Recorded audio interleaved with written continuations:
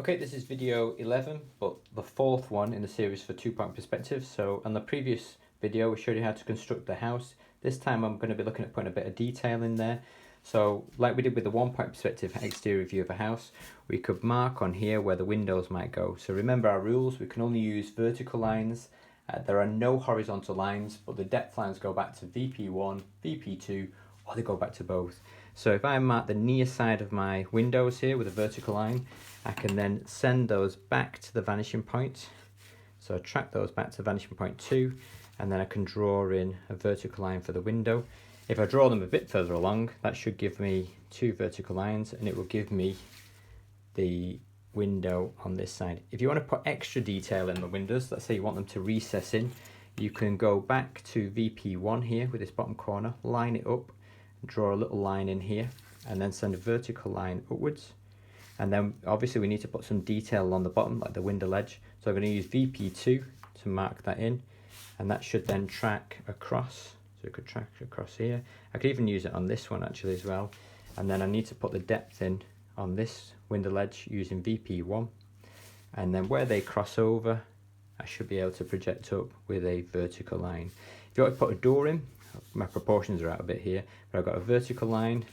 I use the vanishing point 2 for the top of the door. I've got a vertical line for the width of the door. If you wanted, let's say, a garden path, use VP1, and you can mark that through. So you've got VP1, the same one here, VP1. You can then put your window frame, the door frame in. So again, keep getting into the habit of using your vanishing points to send those diagonal lines back on the side. If you want to put slates on your roof, again, you could actually metrically measure them along the top here. So you could say, I'm going to put 5 mil, 5 mil, 5 mil, 5 mil, 5 mil, and 5 mil. And then if you line up each of those with your vanishing point 2 and send them back to VP2 on the side. Now it gets a bit more tricky if you're putting slates in along the top, so probably just do them by eye. So to put the slates in, you're going to stagger them, so you roughly kind of work, keeping it parallel with this angle here. You can then draw in your slate, so you can cheat just a little bit on the side there. So you could draw your slates in. If you want to put an extension on, again, you can use VP2. I'll just draw the box here.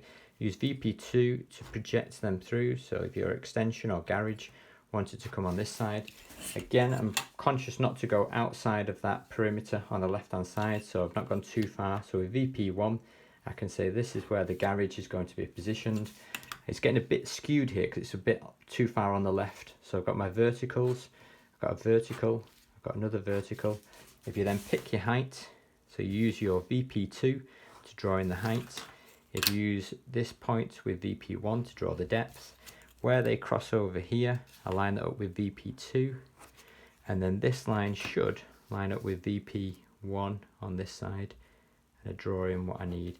And finally, if I want to put a garage door on, I'm going to use VP2 to mark the height of it. So there's the top of it.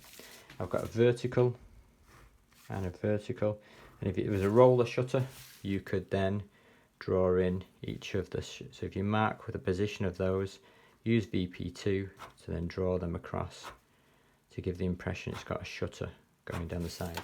Okay, but you can continue to add more and more detail, but by doing that, remember the rules. They go back, the depth line's got to VP1, VP2, or both of them, and you've only got verticals, but there are no horizontals.